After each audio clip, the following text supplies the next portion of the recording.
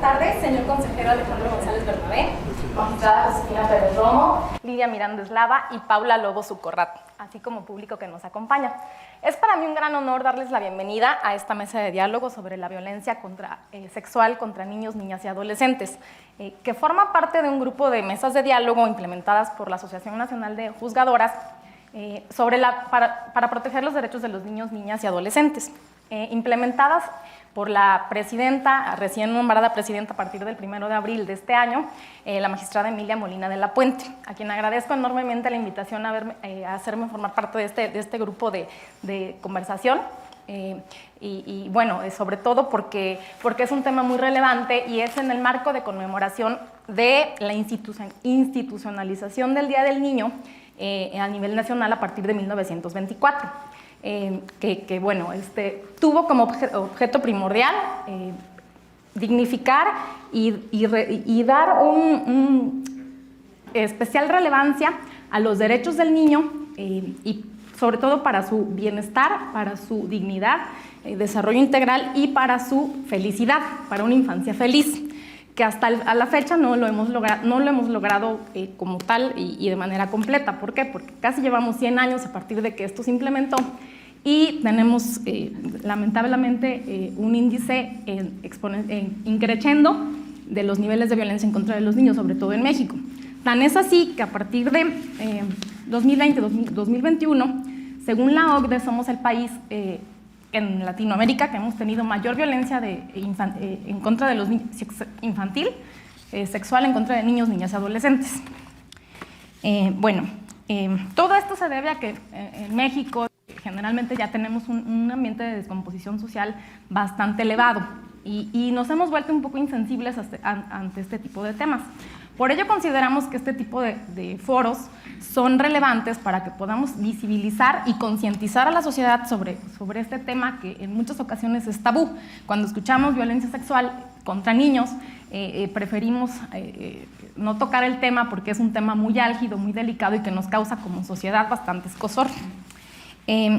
Como datos relevantes que tenemos aquí y preocupantes sobre todo para nuestro país es que de cada 1000 casos de abuso, solamente el 10% se denuncia y solamente el 10% llega a instancias jurisdiccionales y solamente el 1% genera una sentencia condenatoria.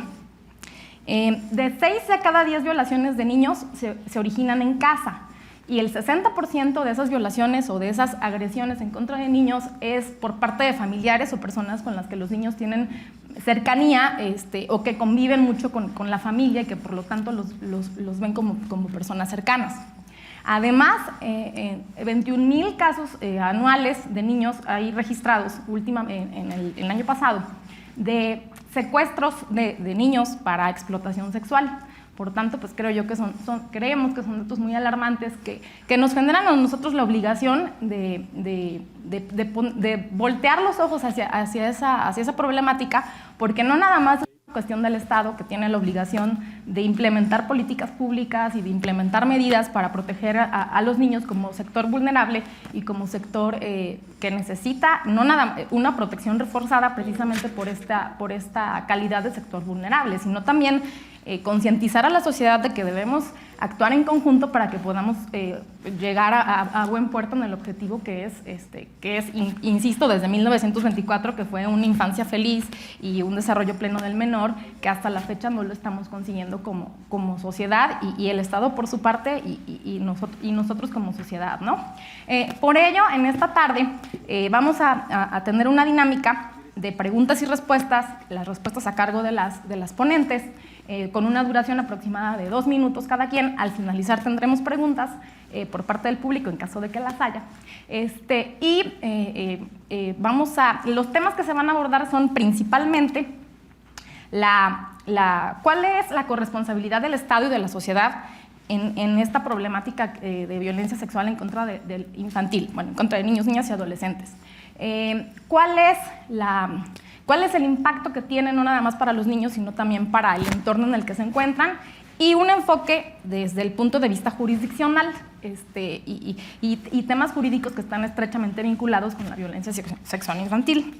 Entonces, en este momento vamos a proceder con la reproducción de un video en el que vamos a tener nos vamos a explicar, bueno, para tener la imagen clara de qué es la violencia sexual previo a que se pueda ya tocar el tema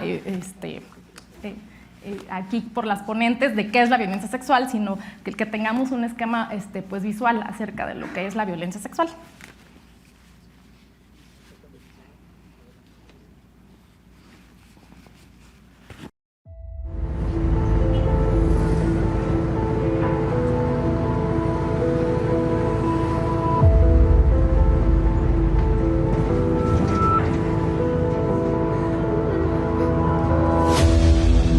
Chamaca, mira nomás qué granota.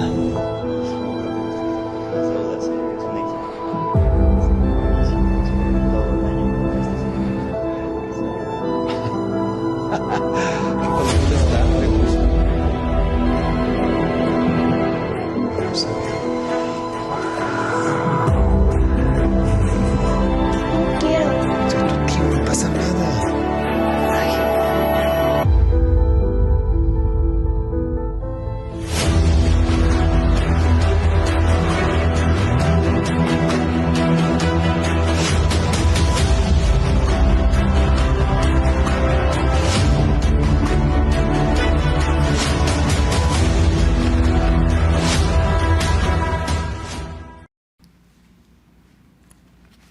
Bien, a continuación les presentaré a nuestras distinguidas ponentes.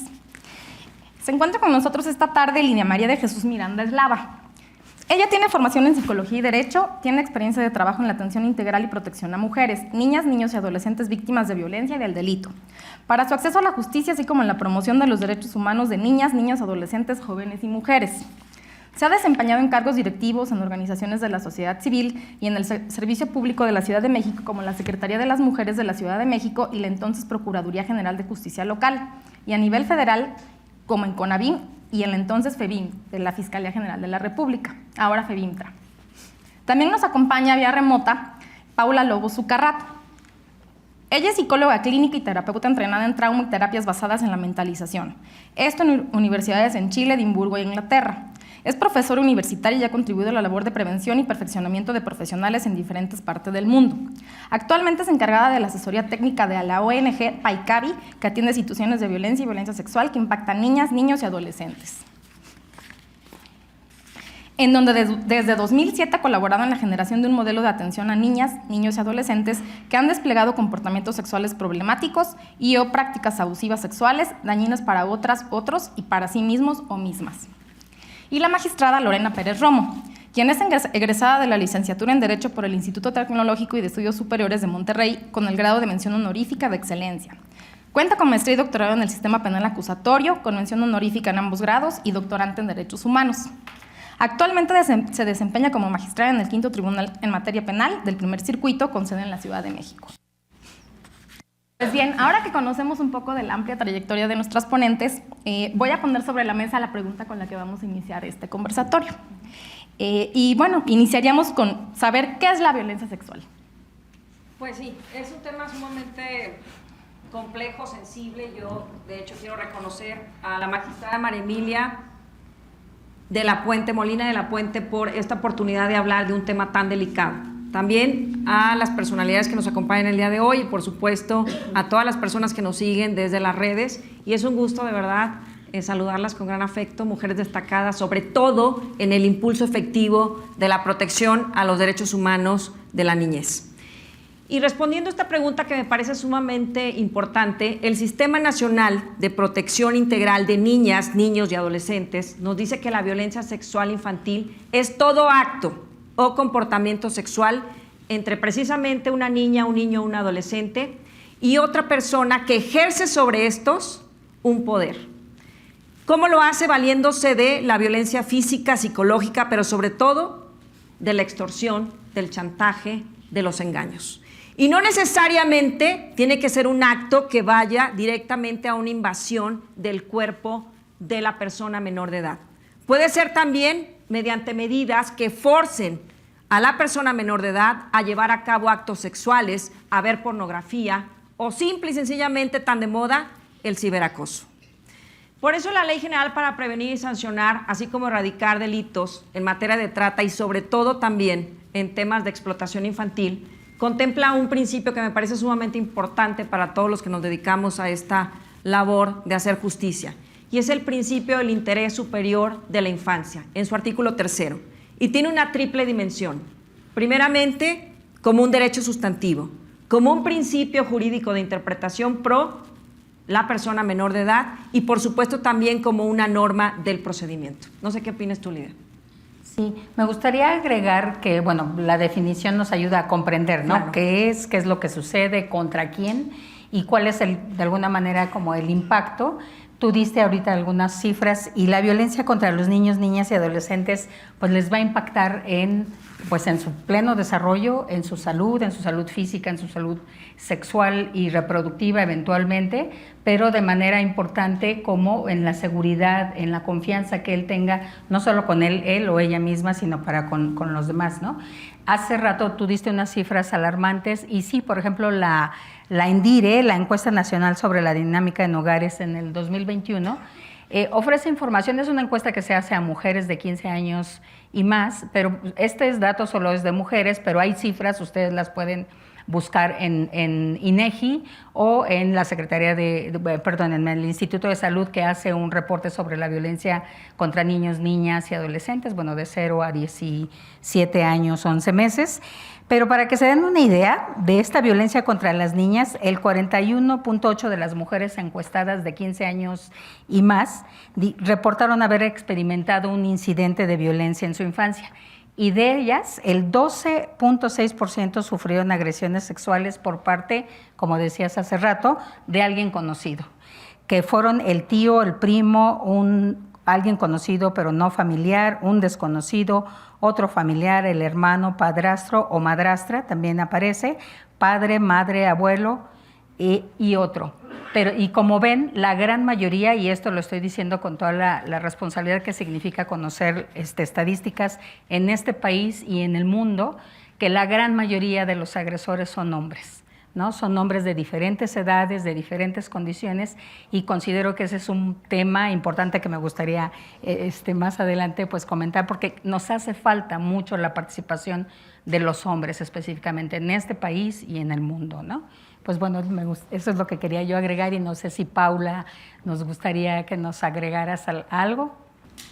Sí, aprovecho de saludarles, pero con mucho afecto, muy honrada de esta invitación a las magistradas, ¿no es cierto?, Lidia, y a los participantes de este encuentro desde Chile, y tal vez agregar a esta claridad, ¿no es cierto?, con la que se ha expresado este tema, como él quería expresar también que la violencia se inserta como en el circuito de las violencias, ¿no?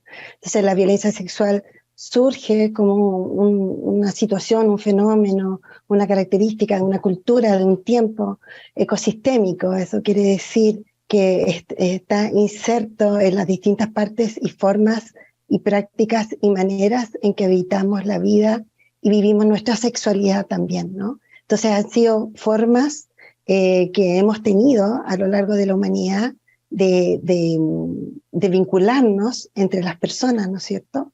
Y dentro de ellas se encuentra esta forma también, esta forma que dice relación con la violencia, que dice relación con la violencia sexual, como un continuo dentro de otras violencias también, y que por lo tanto se sitúa como fenómeno transgeneracional, donde uno observa que este fenómeno se repite, al menos en 3 generaciones o 4 generaciones, como un continuo, ¿no?, que afecta a las madres, también a los hombres, ¿no es cierto?, en distintas circunstancias, con temas de género también, ¿no es cierto?, con distintas manifestaciones de cómo esto se da. Y también señalar que en el contexto de la violencia intrafamiliar o de características, ¿no es cierto?, de las personas que habitan el entorno, siendo la violencia intrafamiliar un 80% de los casos de la violencia sexual, como una cifra más o menos que se aproxima, manejada en distintos países de distintas maneras, pero cercana a esa cifra. Una parte importante, 2/3 de ella a veces está desplegada por niños, niñas y adolescentes también, ¿no?, que de alguna manera despliegan esta forma de violencia sexual a propósito de sus propias manifestaciones de daño, de un ambiente, de un espacio, de un desarrollo donde los temas machistas también están de por medio de manera importante en términos de cómo se vive el poder y cómo se viven las relaciones de afecto entre nosotros, quienes habitamos o como vivimos en estas comunidades, ¿no? Asociadas a la manera en que hemos entendido y hemos aprendido de sexualidad también. Gracias, ponentes. ¿Gustan agregar algo más sobre la primera pregunta? No, nos vamos a las otras si quieres. Ok. Bueno, en esto les voy a hacer 2 en 1, mejor dicho 3. ¿Cómo viven la violencia los niños, niñas y adolescentes y cómo impacta en su entorno? Y asimismo, ¿por qué existe la renuencia a denunciar casos que involucren este tipo de violencia sexual por parte de la sociedad? Ahí me gustaría ver si Paula puede comentar en cómo impacta en los niños, niñas y adolescentes, y yo me gustaría agregar algo después de ella. Adelante, por favor, Paula. Bueno, impacta como tal vez muchos de ustedes habrán podido escuchar o conocer o inclusive evidenciar, ¿no es cierto? Porque en 3 generaciones toda familia ha tenido algún evento de esto, lo conozcamos o no, ¿no es cierto? Los impacta de manera, pero radicales realmente, o sea, cambia y transforma la trayectoria de vida de un niño, niña, adolescente. Cambia tanto su perspectiva de cómo vive la vida hasta su configuración neuropsicológica también, ¿no? En tanto, los niños se encuentran en periodos críticos de su desarrollo y se aumenta lo que se denominan las vulnerabilidades latentes. Esto quiere decir más factores de riesgo sumados a otros tantos que podrían estar viviendo, como pobreza u otras formas de vulneración, bullying, etcétera. Entonces, de alguna manera, esta violencia sexual que les impacta viene a cambiar sus trayectorias de vida, generando distintas manifestaciones de daño, ya sea externalizante, que pueden pasar desde la hiperactividad hasta la desregulación emocional significativa, impactando el desarrollo de su personalidad, hasta internalizante de la misma manera, ¿no es cierto?, donde se produce una suerte de congelamiento y de inhibición en el niño, donde se pueden además desarrollar formas complacientes de vincularse frente al temor. Generalmente está caracterizada por el silencio y por ciertos fenómenos que Finkelhor denomina, ¿no?, los traumatogénicos, que se asocian a temas de traición, de indefensión, de sexualización traumática, y que de alguna manera van configurando las formas que tienen de habitarse las relaciones de confianza y de desconfianza con las demás personas del entorno, y que pueden continuar por lo mismo generando unas subsecuentes vulnerabilidades también. Eso. ¿Y por qué es tan difícil denunciar? Justamente porque detrás de ello, como muy bien lo explicó la magistrada, ¿no es cierto?, pueden haber tanto situaciones de coerción, manipulación psicológica, vergüenza, impacto, ¿no? Y muchas otras múltiples situaciones vinculadas tanto a la amenaza como también a cuando muchos niños y niñas han dado algún relato, el sufrimiento de la familia ha sido tan intenso que se producen retractaciones y se producen después situaciones donde se les desmiente, ¿no? También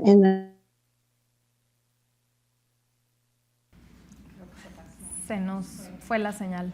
Bueno, si me permiten, aprovechando lo que regresa Paula, justo en la renuencia o la dificultad para denunciar o para hablar del tema es porque justo es o sea, la violencia sexual per se, pero la violencia sexual contra niños, niñas y adolescentes, pues es brutal, ¿no? Es chocante, o sea, te choca en todo tu sentir como familiar, a lo mejor como mamá, como papá.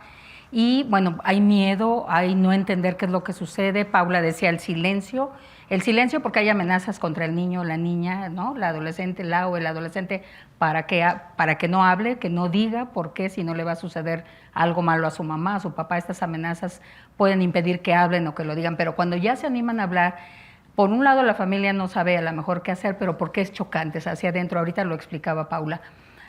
Pero también se encuentran cuando alguien sí se anima a denunciar, la mamá, el papá que se animan a denunciar, se encuentran con o el silencio o con el rechazo o el no querer ver ni escuchar de las autoridades. Eso es una realidad que sigue sucediendo en este país. El agente del Ministerio Público le dice espérese, o el regaño, ¿no? O sea, el responsabilizar, y eso es algo que tiene que ver con el que no se tome la responsabilidad como autoridad para registrar el caso, que se le está informando de esta violencia, que seguramente es un delito, y no está escuchando, y al contrario, lo que hace es responsabilizar el por qué vino hasta ahorita y por qué no lo hizo, ¿no?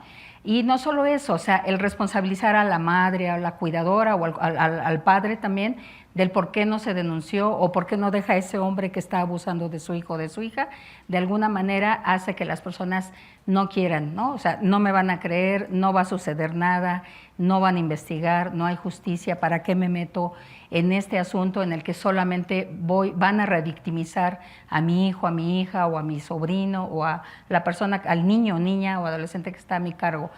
La dificultad para denunciar tiene que ver, sí, con las personas, pero tiene que ver mucho con lo que las autoridades, en este caso ministerial, también algunas, lo tengo que decir, algunas autoridades jurisdiccionales, porque hay actitudes negativas hacia la víctima. No hay sensibilidad, no hay compasión hacia lo que está sucediéndole a estas personas, ¿no? Gracias. Yo creo que mejor vamos a decirlo. ¿Por qué no quieren denunciar? Porque no hay confianza en las autoridades. Y aquí estamos varias. Y esto es bien importante porque no hay nada más personal, me imagino, que lo que le ocurre a un hijo, a una hija en este sentido, ¿no? Sobre todo esta agresión sexual que ocurre dentro de la familia. Entonces, ¿por qué no quieren denunciar? Porque no tienen confianza, porque no voy a estar con una persona de procuración de justicia que tenga una especialidad, que tenga un comité interinstitucional para actuar desde lo psicológico, desde lo físico, para que los procesos no sean más largos y más desgastantes de lo que ya es el dolor de tener, pues, simple y sencillamente esa problemática a nivel familiar. Y esto es lo que a mí me parece importante decirlo fuerte y claro, que la cultura de la denuncia es la que tenemos que promover, pero sobre todo la cultura de la confianza en nuestras autoridades. Claro, de la prevención, de la denuncia, de la detección oportuna, porque también es muy importante que en casa los papás o la familia, el núcleo familiar, detecte y le crea, porque el 90% de las denuncias o de cuando un niño expresa o externa que hubo algún tipo sufrió algún tipo de conducta violenta de este tipo, es verdad. Generalmente los niños no tienden, y esto está, la UNICEF tiene estudios al respecto, y en verdad más del 90% de los niños dicen la verdad. Entonces generalmente se piensa que están inventando, que están fantaseando, pero es muy poco probable que un niño fantasee con un tipo de conducta de este tipo, ¿no? De violencia sexual. Exactamente. Entonces, el desarrollo para mentir o inventar un evento como este, ¿no? creo yo también que ese es un punto. Y además hay una corresponsabilidad, ¿no? Corresponsabilidad de la familia, corresponsabilidad con las autoridades, corresponsabilidad con la sociedad.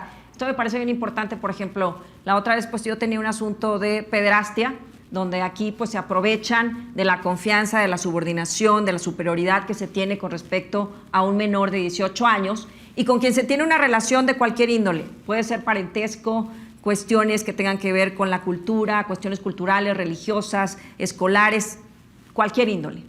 Y para que se les obligue o ejecuten actos sexuales. Hay varios verbos rectores en este tipo de conductas.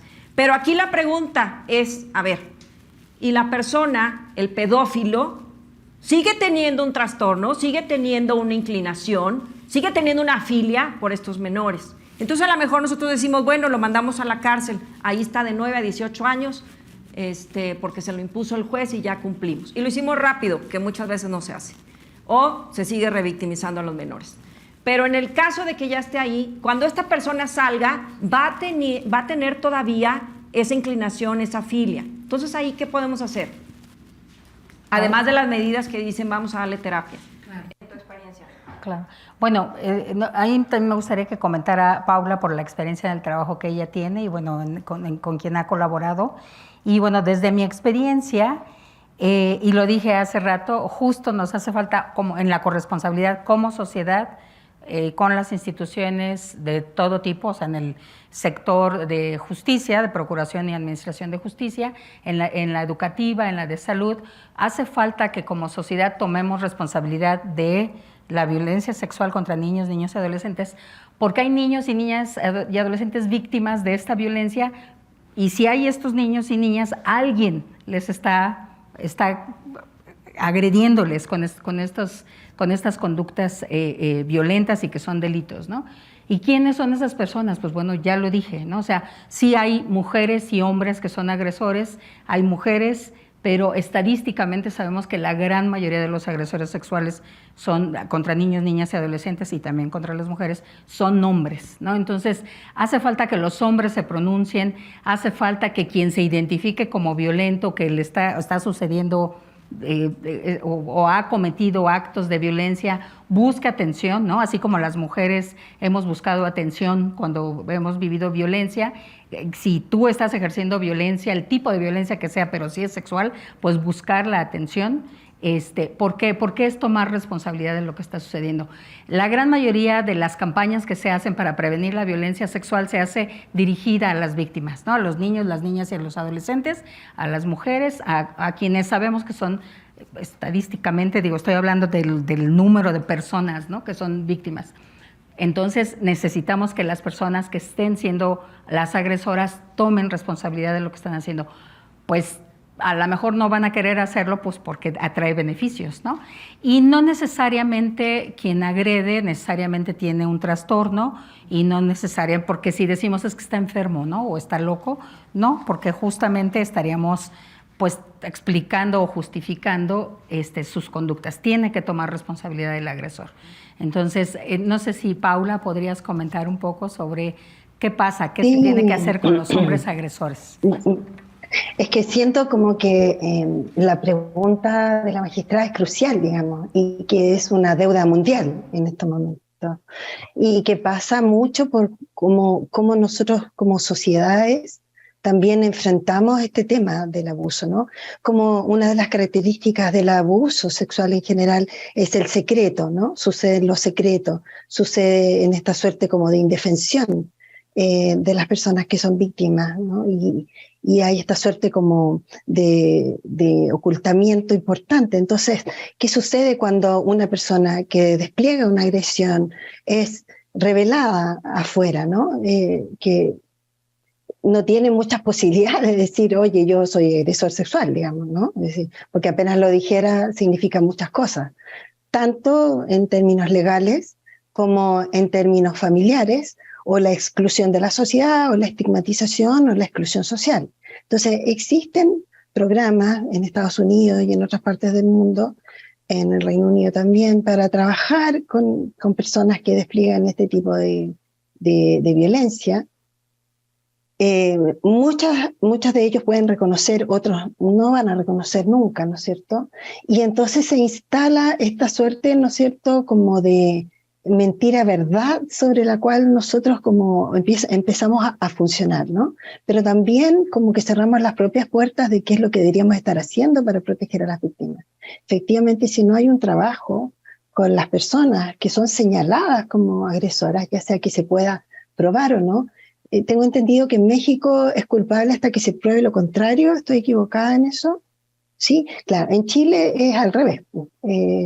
Cuando se prueba eres culpable, ¿no? Entonces nosotros no tenemos esa facilidad para que, por ejemplo, una persona sea condenada con tanta facilidad, ¿no? Porque es más difícil el efecto probatorio.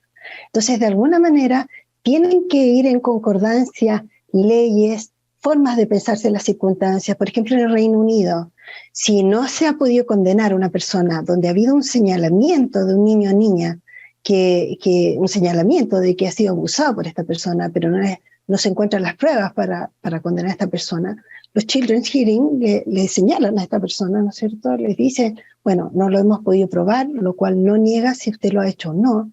Por lo tanto, estaremos muy atentos y las personas, disculpen, son enviadas a ciertas formas de reparación. Voy a tomar agüita. Bien. ¿Y en México tenemos algún tipo de políticas públicas implementadas que estén funcionando en la actualidad para los agresores? Fíjate que no como tal, a menos si alguien que está aquí en la audiencia que me pudiera ayudar. Hay, justo hace rato Paula mencionó, yo también lo mencioné, cuando hay menores de edad que despliegan estas conductas sexuales pues nocivas para otros niños, niñas y adolescentes.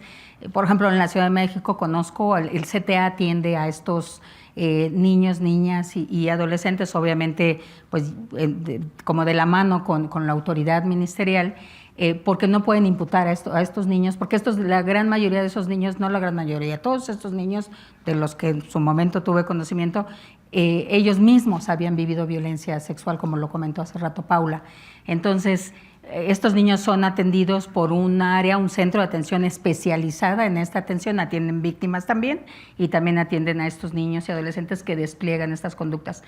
En los adultos entiendo que no hay un centro que atiende a agresores en violencia familiar, pero no la violencia sexual. Entonces, hay atención, pues algunos casos se canalizan a institutos de psiquiatría, pero no necesariamente son casos por trastornos psiquiátricos, ¿no? Entonces, hace mucha falta en este país, en esta ciudad, el trabajo con los hombres, con los agresores sexuales, mujeres u hombres, ¿no? Hace falta mucho ese trabajo. Sí. Tal vez, Lidia, sumarme ahí un poquito a la importancia que tiene que darse al tema del trabajo con niños, niñas y adolescentes que muestran esto como manifestaciones de daño en el sentido de, como dice Jorge Barudi, él dice, ¿no es cierto?, ¿qué es lo que le ha pasado a la historia de este niño, niña, adolescente que despliega este tipo de prácticas de violencia sexual a otro niño, niña, adolescente o adulto? ¿Qué le ha pasado en su corta vida que ha llegado a desplegar estas formas, ¿no?, de relacionarse con otras personas? Entonces, de alguna manera, en términos de la Convención Internacional de Derechos de los Niños, ¿no es cierto?, se debiera proveer, los Estados partes, las Estados naciones debieran proveer estas formas de apoyo, ¿no es cierto? En ese sentido tenemos la experiencia de Aurora, que está como desarrollando distintos programas en México también para intentar abordar este trabajo con adolescentes que se encuentran con estas características. Y la ONG Paicaví, que efectivamente ha desarrollado un trabajo también en Latinoamérica, Centroamérica y en otras partes del mundo también en relación a eso mismo. Eso es urgente. Un 80% de los niños que despliegan estas prácticas no va a continuar hacia la vida adulta. Algunos dicen el 70%. El otro 30%, ¿no es cierto?, ¿qué pasa con el otro 20%? Que sí va a continuar en este despliegue.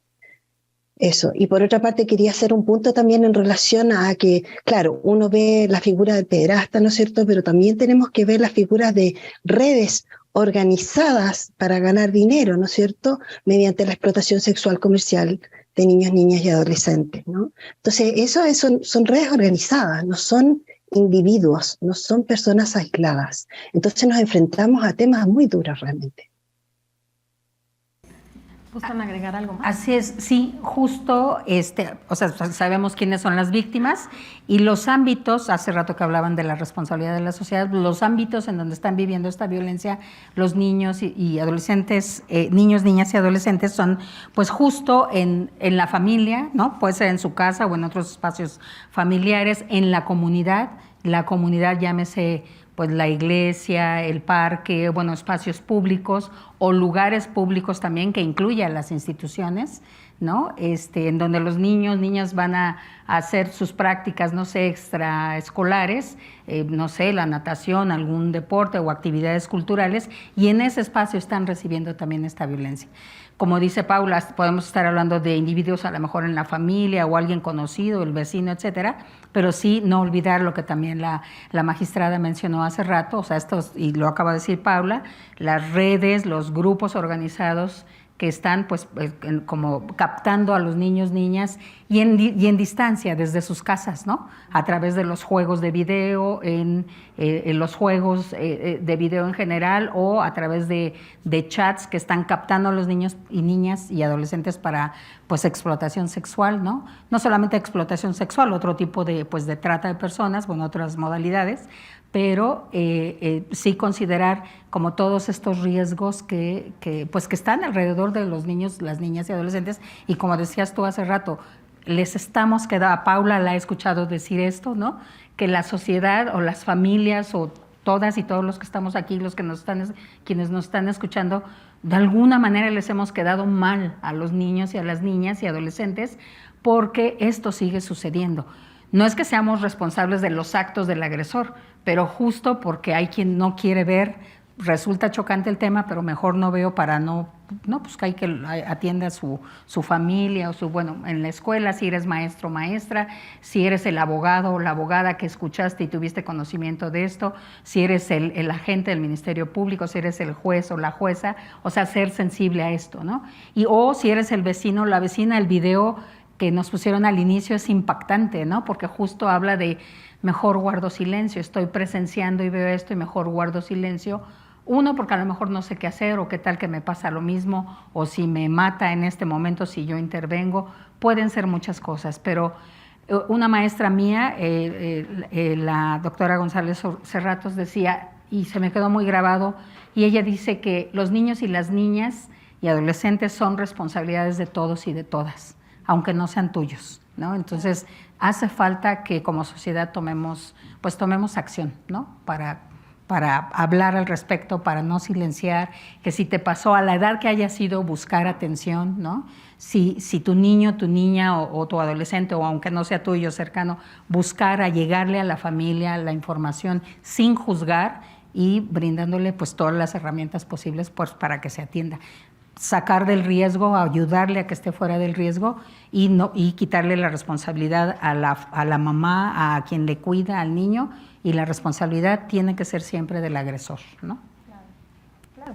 Y sobre todo también evitar, que algunos casos queden impunes, porque en muchas ocasiones, precisamente por este temor de denuncia, por este temor de exponer lo que sucedió, pasan muchos años y ya de este lado las autoridades muchas veces no somos sensibles, que en ese momento no hubo la valentía, la fortaleza, una red de apoyo para poder canalizar la denuncia ante la instancia correspondiente, y muchas veces pasan muchos años y entonces eso genera en ocasiones impunidad, porque ya, pierde verosimilidad la declaración al decir, bueno, ¿por qué hasta ahorita, si pasaron 5 años, 3 años, 6 años? Bueno, también creo yo que tenemos esa responsabilidad de ser sensibles ante estas situaciones, de que no necesariamente se van a exponer y se van a hacer del conocimiento los hechos de inmediato.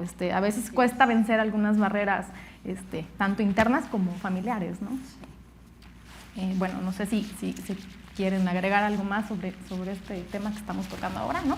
Bueno, la siguiente pregunta sería, ¿cuáles son los delitos relacionados con violencia sexual infantil? Me dirijo acá porque es propio de la función. Antes de decirte algunos de los delitos que están relacionados, porque me vieron así como muy feo, quiero decirte que además hay que tomar en consideración que estos delitos no prescriben contra niñas, niños y adolescentes hasta que ellos alcanzan su mayoría de edad. Entonces ahí empieza de la prescripción. ¿Qué delitos tenemos? Por ejemplo, el delito de abuso sexual. El abuso sexual son todos aquellos tocamientos, manoseos sexuales de una persona menor de 15 años que no tiene la capacidad para comprender el hecho o no puede resistirlo, sin propósito de cópula. Esto es bien importante. Ahora, también tenemos, por ejemplo, la violación equiparada. Todo esto de conformidad con el Código Penal Federal, porque si estuviéramos hablando de las entidades, pues cada entidad puede tener en su codificación sustantiva una conducta delictiva que puede ser con diferentes elementos. En esta violación equiparada tenemos que es precisamente cuando se lleva a cabo la cópula sin violencia con una persona menor de 15 años que no tiene la capacidad para comprender el hecho o para resistirlo. Aquí es bien importante que si hubiera violencia, entonces estuviéramos hablando de un agravante. También en aquellos casos en que hay una introducción de objetos o instrumentos vía anal o vaginal del menor, que es una violación equiparada. Entonces, tenemos un gran catálogo delictivo, como tú lo decías, Lidia, en materia de trata de personas, en explotación infantil, pornografía. Pero aquí lo más importante, y como ya lo comentábamos antes, la cultura de la denuncia, el acompañamiento institucional, los juicios y procedimientos que sean más ágiles, que no se revictimice al menor, que no se vaya a revictimizar también a la familia, que no duren años y que sean más desgastantes. Porque aquí lo que se pretende es que se obtenga esta garantía de no repetición, pero sobre todo prevención. Y justo lo que acabas de decir, que bueno, al mencionar que hay tantos delitos sexuales, bueno, que aplican contra niños, niñas y adolescentes, y las entidades federativas, cada una tiene hay estados que tienen entre 10 y 12 delitos sexuales, ¿no? Entonces esto puede ser confuso y la forma como se aplique, pues justo la ley, puede limitar justo que haya un enfoque de la niñez y como del acceso no solamente a la justicia, sino del acceso a la atención. Algo que me llamó la atención que comentó Paula, que en Chile dice, bueno, a lo mejor no se puede probar que usted cometió estos actos, pero vamos a estar muy vigilantes, ¿no? Ojalá pudiera suceder esto aquí. El tema de la impunidad, ¿no? Dices, bueno, el que no se haya probado ante la ley que se cometieron estos actos que el niño o la niña dice, o que hay prueba, pues, de que sí, él lo vivió, él o ella lo vivieron, eso no quiere decir que no sucedió, ¿no? Entonces, la importancia de que haya un enfoque de la niñez en la procuración e impartición de justicia, porque es ver a los niños y a las niñas desde el enfoque de su desarrollo, del momento del desarrollo en el que está, y como la importancia de que si no se puede probar, porque desafortunadamente en este país también toda la carga de la prueba cae sobre la víctima, y pues bueno, bastaría con que el niño o la niña diga qué es lo que le sucedió y no cuestionarle, ¿no? Eso no es cierto, estás inventando. Puede ser en la familia una respuesta de no es cierto, esto es chocante, ¿no? Porque ¿qué vamos a hacer? Pero esto no debería suceder con las autoridades, ¿no? Que a un niño, una niña, un adolescente le digan que está mintiendo. Esa sería la tarea de quienes investigan, que se investigue qué fue lo que le sucedió a este niño. Yo tengo un caso, bueno, ya fue un asunto que analizamos ahí en mi ponencia en el Quito Tribunal Colegiado. Lo cuento rápido porque yo sé que tenemos poco tiempo, pero es específicamente con el tema de la declaración de la persona menor. Y este es el caso de Dani, es una niña que cuando tiene 7 años empieza a tener tocamientos por parte de su padrastro, a quien ella le llamaba papito. Entonces a los 10 años, cuando hay una denuncia, ella cuenta la siguiente historia, nos dice en las testimoniales, es un asunto del sistema tradicional, que su mamá Fabiola y su papito pues vivían juntos desde hace mucho tiempo, que ella lo quería mucho y que empezó a tocarla cuando tenía 7 años. A los 10 años, Dani empieza a ser violada de forma anal por su papito, y ella cuenta que ella le decía a su papito que a ella le dolía mucho. Imagínate una declaración así, ¿no? Y dice exactamente cómo fue, y entonces que su papito le compra una crema, que eso pues de alguna manera ayuda, pero que decía que se sentía muy adormilada. Y los hechos se descubren porque una de las trabajadoras del hogar habla con Fabiola, la mamá de Dani, que era como muchas de nosotros que trabajamos todos los días, todo el tiempo, y ahí está la doble culpa, que decías, ¿por qué no denuncian? Porque ahí estás con la culpa de que además me tuve que ir a trabajar, y acá hay un doble riesgo, etc, etc, etc. Entonces, esto me llama mucho la atención, porque fíjense que la persona le dice, habla por favor con tu hija, porque yo la veo que está muy agresiva, muy grosera, pero después la veo completamente aislada, completamente deprimida, completamente en silencio y callada, como si no estuviera. Y entonces Fabiola habla con Dani, y Fabiola en su testimonial relata lo siguiente, que cuando Dani le dijo todo lo que había pasado, que más o menos les conté, que esto empezó a los 7 años, que estoy hablando de Dani de 10 años haciendo esta declaración, Fabiola lo primero que dice en su declaración es que yo no sabía qué hacer.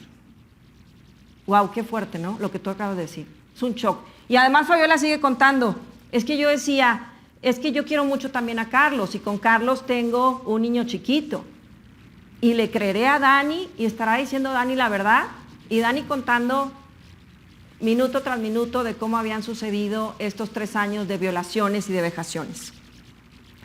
Aquí es bien importante que ella dice que buscó apoyo en su familia, y los familiares le dijeron vamos a denunciar, y fue cuando denuncian, detienen a Carlos precisamente con una maleta, donde en esta maleta tenía lubricantes y ribotril, que era precisamente la sustancia que se encontró que le daba a Dani para poder dormirla y hacer estas violaciones por vía anal, porque él le decía, porque así lo cuenta Dani, mi papito me decía que lo hacía de esta forma para que yo no me embarazara. Imagínate estos alcances. Pero aquí no termina la historia y aquí viene lo jurisdiccional y lo que tú comentabas de la declaración de los menores. Por eso me parece también importante lo que comentó Paula que sucede en Chile. Y aquí, como materia preponderante, la declaración de una menor. Pero aquí Dani, a los 10 años, pasan unos meses después de esta denuncia, va con un niñito que dice que es su amigo con el juez y le dice, oye juez, yo quiero testificar. Y el juez le dice, espérame, pues realmente no están las condiciones, no está tu mamá, no están las personas que tienen que apoyarnos, pues llámales juez porque yo quiero testificar. Y entonces Dani se arranca y se retracta de todo. Y dice, no, yo realmente me acuesto con mis amiguitos, imagínense, 10 años. De hecho, con el amiguito que traigo también. Y aquí lo que yo relaté fue pura mentira porque yo le tengo muchos celos a mi mamá y yo me le ofrecí, imagínense una niña de 10 años y estamos viendo esta declaración, a Carlos, y como Carlos me rechazó, pues entonces yo inventé todo. ¿Y entonces qué haces? Tienes 2 declaraciones. Una contundente, verosímil, pormenorizada, que además se encuadra con todo el material probatorio, y otra de retractación. Esto me parece muy importante. Aquí lo que nosotros hicimos fue no darle valor a esta retractación porque era completamente inverosímil, como lo decía Rubí, con todo el material probatorio, no tenía tiempo, modo, lugar, circunstancias. Pero aquí lo que yo quiero poner en esta mesa es cómo pueden ser tan manipulables nuestros niños. Y si esta violación sexual, este abuso sexual o violencia ocurre en una persona adulta, ninguno y ninguna estamos preparados. Pero nuestras niñas, nuestros niños, nuestros adolescentes no solo no están preparados, sino que no comprenden lo que les pasó. Y entonces, ¿cuál es el reto? Que ahora sí todos como sociedad hagamos lo correspondiente, no solo para que lo entiendan, no solo para que de alguna manera entre en su cabecita esto que les pasó, sino para que lo superen. Y ahí está el reto. Y cómo hacerle, ¿no? A lo mejor ahí Paula nos puede decir, porque yo sí quisiera decir que no haya desesperanza, ¿no? O sea, que si de por sí hay desesperanza en las familias, en los niños, en las niñas, en los adolescentes, que como esta niña muchas guardan silencio porque justo hay una amenaza, ¿no? Y el silencio justo es lo que les sigue poniendo en riesgo. Yo creo que hay posibilidad de recuperación, de avanzar, de retomar como su vida, porque hace rato Paula nos hablaba de cómo les impacta, ¿no? Creo que se puede. Y yo creo que la intervención que hacen justo personas como Paula y otras psicólogas y psicólogos en instituciones tanto públicas como de sociedad civil, no sé, por ejemplo, Adivac, bueno, hay otras organizaciones que brindan información sobre la problemática de la violencia sexual como Alumbra o bueno, que recaban información y nos brindan esa información como con mucho análisis importante, pero bueno, quienes atienden a los niños y a las niñas nos pueden dar testimonio de que hay posibilidad de que avancen. Hay casos, si hay muchísimos que no se denuncian, pues bueno, pasan, la encuesta de Endire nos dice cuántas mujeres de 15 años y más, o sea, ya adultas nos hablan, o durante un proceso terapéutico, porque ellas han vivido violencia de pareja, por ejemplo, muchas hablan de la violencia sexual que vivieron siendo niñas, ¿no? Pero solamente hasta que están en un contexto de un proceso seguro psicoterapéutico en el que hay confianza con la profesionista, psicóloga clínica, bueno, que es terapeuta, pueden hablar de esto. Si no, si se lo dicen a su mamá o a su amiga, a su hermana, o a lo mejor quedan en shock. A lo mejor hay quien dice, vamos y ayudamos, ¿no? Hay mamás muy entronas, hay otras que se pueden asustar, o si están viviendo violencia y dependen del sujeto y también la tiene amenazada, pues no lo va a decir. Pero para no quedarnos con la desesperanza, Paula, no sé si puedes hablar de qué sí se puede hacer y qué sí pueden tener los niños, niñas y adolescentes. Ay, si me permites hacer un comentario previo a esto que tiene que ver con el tema de este impacto de tsunami, le llamaría yo, ¿no? De que en el fondo, cuando se devela el abuso sexual, pasan tantas más cosas en la realidad de los niños y niñas que genera un susto terrible, ¿no? Porque la develación en sí, ¿no? Genera cambios que son radicales en la vida, ¿no? De las familias. Entonces, de alguna manera, agarrar fuerza para poder lograr decirlo, me da tanta esperanza escuchar relatos como el de la magistrada, que en el fondo son informados del trauma, que son informados que en abuso sexual los magistrados tienen que saber del fenómeno de la retractación. Entonces, escucharte a ti y escuchar a la magistrada me da esperanza, ¿no? Me da esperanza de que hay lugares en que eso que es tan especializado, que no tiene que ser del dominio de un psicólogo clínico solamente, ¿no? Tiene que saberlo para entender que el niño tiene muchas más razones para callar que para hablar, ¿no? Porque le cambia todo, es desestructurante y por lo tanto es una crisis, es un efecto de crisis y las crisis generan mucha retractación. Y también quería agregar que en relación que el tipo de delito no es equiparable necesariamente al impacto para el niño o niña adolescente. Por ejemplo, puede ser una violación y el niño tiene más factores resilientes, tal vez puede salir mejor adelante, puede ser solo una tocación y el impacto puede ser mayúsculo y la niña puede querer suicidarse, ¿no? Entonces, que no está asociado para las personas que escuchan, ¿no es cierto?, necesariamente el tipo de delito con el impacto de ese delito en la vida de un niño, ¿no? Puede producir transformaciones terribles y el silenciamiento puede ser por años. Nosotros recibimos hace un tiempo atrás una abuelita, cerca de 92 años tenía, que develó por primera vez que había sido abusada sexualmente. Entonces, el silencio sostenido por mucho, mucho tiempo, ¿no? Entonces es importante entender también que cambia la forma de comportarse de los niños pueden mentir, pueden robar, pueden tener muchas manifestaciones de daño, y entonces es bien fácil después desmentirlo, ¿no? Si un niño mentiroso, siempre miente, se porta mal, inventa cosas, y en el caso de otros fenómenos como la explotación, a veces se da la instrumentalización, y se da la mentira, pero como modo de sobrevivencia. Entonces también hay que tener miradas complejas para situaciones complejas. Y en términos de la esperanza, bueno, hay muchas. Edgardo Toro, él es trabajador social, siempre cuando habla de historia de las violencias y las violencias, él refiere que esta es la historia, el periodo de la historia de la humanidad en que menos violencia tenemos hacia los despegados hacia niños, niñas y adolescentes, imagínense. O sea, estamos mejorando entre siglo y siglo, pero todavía tenemos una tarea gigantesca. Entonces, situaciones como la prevención primaria, la prevención secundaria y la prevención terciaria. La prevención primaria quiere decir todo lo que tenga que ver con educación y psicoeducación de la población, generar conciencia para la prevención, ¿no es cierto? Instituciones que trabajan por eso, ¿no es cierto? Tales como las que ustedes conocen.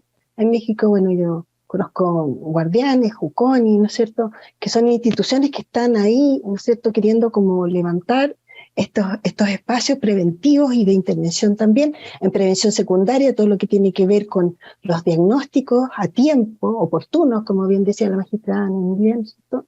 Entonces, que de alguna manera se puedan dar esta posibilidad donde creemos un entorno seguro para los niños a partir de otorgarles credibilidad, a verlos como sujetos, como personas que tienen derecho, no como objetos que el niñito habla de esta manera, no, o sea, escuchar su voz, abogar por sus voces. Y en la parte terciaria, generar programas de intervención y reparación y resignificación de las situaciones de violencia que son tan devastadoras en la vida. Se pueden hacer cambios, se pueden tener trayectorias distintas, y es dentro de los factores protectores está, y es muy importante, la credibilidad de los cuidadores principales, la credibilidad de las madres, o la credibilidad de los padres, o al menos la credibilidad de algún adulto significativo, si no es de su familia, del colegio, de salud, de otras instituciones que estén dispuestos a creerles.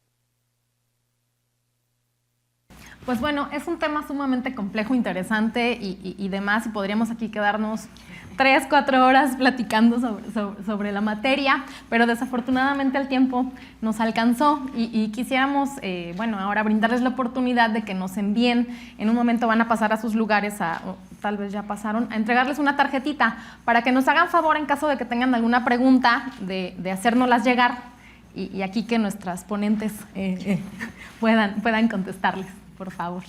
Sí, un comentario.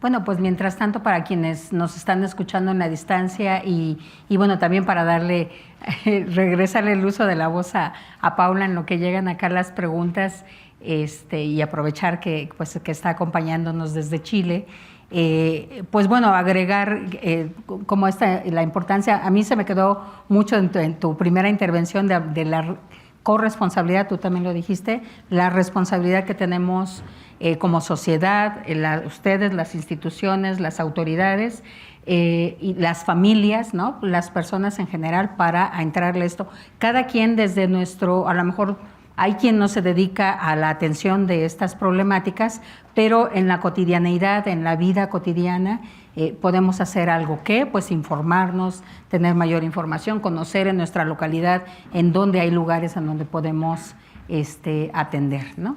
Y pues bueno, creo que ya hay preguntas acá. Sí, ya llegaron. Pregunta para la doctora Lidia. Usted mencionó que las políticas públicas normalmente se dirigen a las víctimas. De acuerdo a su experiencia, ¿cuál sería la recomendación que pudiera dar a una madre que percibe que su hijo varón adolescente comienza a tener comportamientos agresivos o violentos? Sí. Bueno, es importante pues buscar la atención. La familia a lo mejor en su forma de crianza va a buscar, pues bueno, como dice, si hay conductas violentas, si son violentas, violencia sexual, pues bueno, todavía con más razón pues buscar la atención. Yo voy a hablar desde lo que conozco, por ejemplo, en la Ciudad de México y bueno, en otras entidades federativas. Hay instituciones en donde pueden buscar la orientación, no solamente, no para orientación jurídica, también para la atención para él, ¿no? Aquí hay centros de atención que en este caso dependen, por ejemplo, de la Fiscalía General de Justicia. Hay un centro, Cariba, que atiende a adolescentes, podría buscar el apoyo ahí. Digo, en el caso de las mujeres, la Secretaría de las Mujeres o el sistema DIF, ¿no? O sea, la misma Procuraduría para la Protección de las niñas y adolescentes, que puedan buscar la orientación y la atención para este niño.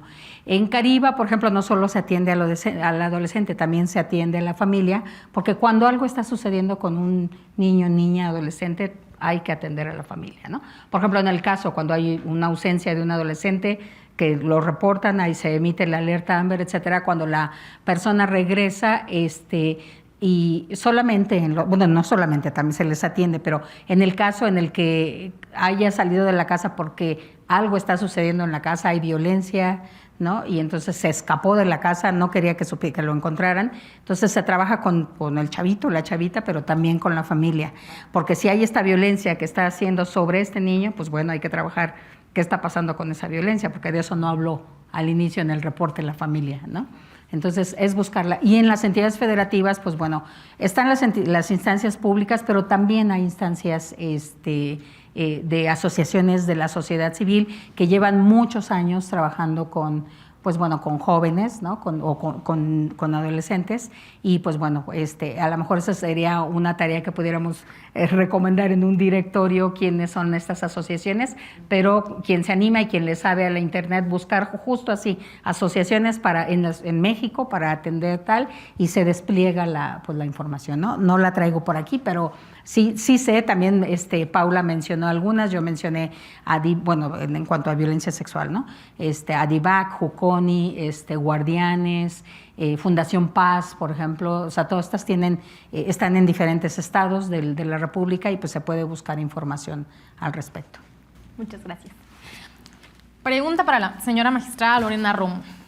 Usted expuso un caso real en el que un padrastro abusa de su hijastra menor de edad, donde no queda duda de la capacidad del sujeto activo para comprender lo que hacía. Pero, ¿qué sucede cuando el hecho ilícito ocurre entre dos personas adolescentes? Por ejemplo, una pareja de novios en la preparatoria que tengan quizás 15 o 16 años están explorando su sexualidad y de forma consensuada tienen relaciones sexuales. ¿Existe delito? ¿Cómo se procedería? ¿Qué sucede si es pareja lésbica? ¿Ambas serían víctimas? Fueron 4. Ok, sí, muy interesante. Bueno, primeramente, aquí hay que analizar que todo lo que tiene que ver con la violencia sexual infantil o entre niñas, niños y adolescentes, se tiene que analizar como un elemento subjetivo específico el dolo. Este es como el quid de esta respuesta. Que un menor pueda ser menor infractor, por supuesto, y tenemos incluso los grupos etarios para temas de internamiento, ¿no? Aquí sería muy importante ver específicamente cuál es la edad de las personas que están involucradas, pero supongamos que son personas entre 15 y 16 años, me parece que dice esto.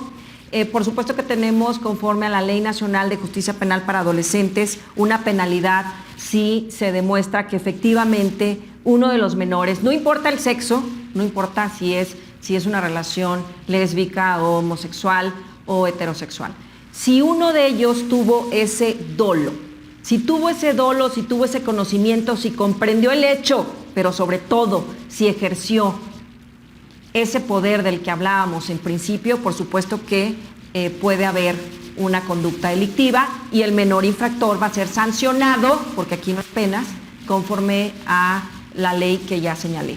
Y aquí también es bien importante porque si hablamos, por ejemplo, este sería el grupo etario 12 a 14, 14 a 16, el grupo etario número 2, estas personas pueden tener una medida privativa de internamiento hasta por 3 años. Y si hablamos del grupo etario que va de los 16 hasta antes de los 18, entonces sería hasta por 5 años. Eso serían las sanciones en cuanto a pena privativa de la libertad, o más bien dicho, sanción de internamiento que pudieran acceder en caso de que se comprobara que uno de los menores efectivamente comprendió el hecho, lo realizó y que mantenía una relación o ejercicio de poder. Permiten agregar algo que creo que hay que tener mucho cuidado. Pensemos en que las y los adolescentes tienen derechos, ¿no? Derechos sexuales y reproductivos. Hay casos, he conocido de casos en el que la chica, por ejemplo, tiene 17 años y el chavo tiene 18, ¿no? Y entonces a la familia no les gusta el chavo, él ya es mayor de edad. Y entonces hay una denuncia por esto, aunque la relación sexual es consensuada, tienen una relación de noviazgo, etcétera. Como dicen, aquí es importante que, como el dolo, el que la force, el que la obligue, el que le dé algo para drogarla, aunque sea su novia, ¿no? O incluso aunque sea su esposa.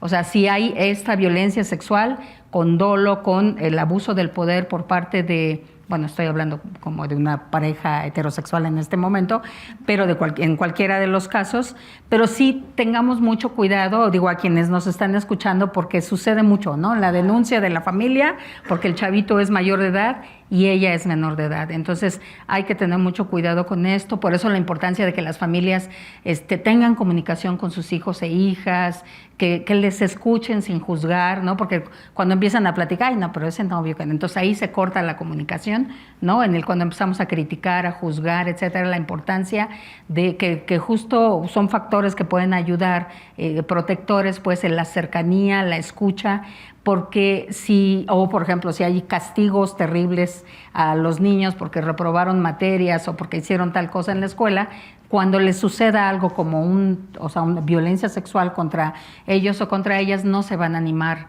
a decirle a su mamá o a su papá que les pasó esto. Si con sacar un 6 o un 5 les tocó castigada o les tocó una tranquiza, imagínense si yo le digo lo que me sucedió, ¿no? Entonces, hay que tener cuidado con el tema de las edades en los adolescentes. Obviamente, si es justo esta violencia, pues bueno, ahí ya la parte de la ley tiene que ver con... Siempre y cuando se acredite ese elemento. Sí. Lorena. Pues bueno, ahora me gustaría que nos dieran una breve conclusión sobre lo que expusieron cada quien. Entonces, no sé quién quisiera empezar. La voz a Paula. Paula. Acaparamos acá. No, está muy, muy interesante. No, por mi parte solo señalar que la violencia y la violencia sexual, las violencias nos habitan, ¿no? Y todos tenemos que encontrar mejores maneras de hacernos responsables y corresponsables, garantes y cogarantes de los derechos de niños, niñas y adolescentes, que tenemos que darles una voz, que tenemos que entender que sus silencios y sus manifestaciones de daño tienen un sentido más allá de lo que podemos imaginar, que hay elementos que son impensables o inimaginables en la violencia sexual, ¿no? Como elementos que a lo mejor les puede tocar vivir a los niños, que generan un daño físico, daño neurológico, ¿no? Y que puede estar asociada a distintas formas que abarcan expresiones que son formas muy, muy nefastas, ¿no? De vivir la historia de los niños, que incluyen sadismo y otras, ¿no? Entonces, hay mucho de lo que nosotros no nos logramos imaginar en relación a lo que es la violencia sexual. Y es importante que nos hagamos preguntas y que es importante, como decía muy bien Lidia, que estemos dispuestos a mirar. Pues a mí me gustaría decir que, o sea, para entrarle como sociedad es importante, por ejemplo, que las personas servidoras públicas se dediquen a lo que se dediquen, ¿no? No necesariamente a la procuración o impartición de justicia, sino también, por ejemplo, en el sector salud, o si profesores y profesoras, o a lo que te dediques como servidor público, servidora pública. Es importante acceder, buscar la capacitación desde tu institución o aparte tu formación sobre estos temas, porque van a tener que ver o no con tu trabajo, pero en la cotidianeidad también vas a poder saber qué hacer, ¿no? Si sí te dedicas a ser alguien como de abogado, abogada, o en instituciones como esta, importante continuar con la capacitación sobre los protocolos, sobre las reformas en las leyes, ¿no? En lo que tiene que ver con los protocolos de actuación. Por ejemplo, la NOM 046, el personal de salud tiene que conocerlo, pero también el personal que tiene que ver con justicia, ¿no?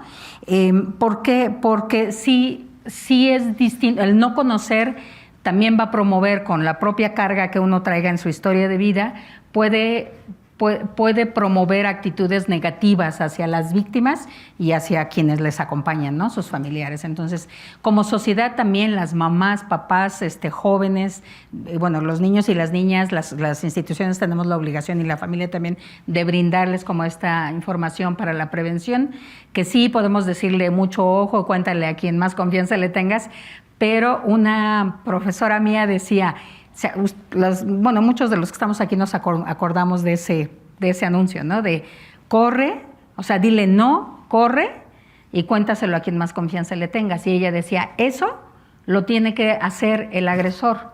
Cuando esté a punto de cometer una violencia sexual contra un niño o niña o adolescente, decirse no, correr, contárselo a quien más confianza le tenga para que sea atendido. Y ese es un mensaje que yo quiero dejar para los agresores, ¿no? Gracias, Lidia. Pues únicamente recordarles que el tema de la reparación del daño. El tema de la reparación del daño es muy importante, porque cómo vamos a reparar precisamente esto a nuestras niñas, niños y adolescentes. Y aquí es bien importante que la primera sala ya estableció un sentido de que esta reparación incluso puede ser ejecutable y cuantificable precisamente en ejecución de la sentencia. Hay que ofrecer los medios de prueba y las pruebas para poder llevar a cabo esta reparación. Y finalmente, ya vimos que las estadísticas nos marcan que la mayoría de los casos, y esta es una estadística del registro de lesiones en los hospitales por parte de la Secretaría de Salud, que en 2021 más de 8,000 personas menores de 17 años llegaron lesionadas al hospital. Imagínense todos los que no llegan. El 3% mujeres, por eso la Asociación de Mujeres se está encargando también de esto. En la mayoría de los casos, específicamente en el 70%, fueron familiares quienes llevaron a cabo estas conductas, y también el registro mayor se da en el 74.5% de los casos en las viviendas. Lo que quiere decir que nuestras niñas, niños, que deberían de sentirse seguros y protegidos, no lo están haciendo. Es ahí donde está ocurriendo, y esto nos alerta a todos como sociedad. Porque yo siempre lo he dicho, con las niñas, con los niños y con los adolescentes no se les puede tocar. Y hay que decirlo fuerte y claro, con la infancia, no. Muchas gracias, Lorena. Con esto concluimos este conversatorio tan ameno. Muchas gracias, ponentes. Muchas gracias, señor consejero, por acompañarnos, a todo el público que tuvo a bien asistir esta tarde, ya en un horario un poco complicado, en esta ciudad tan complicada también para transitar. Muchas gracias por su presencia. A las redes sociales también muchas gracias por seguirnos.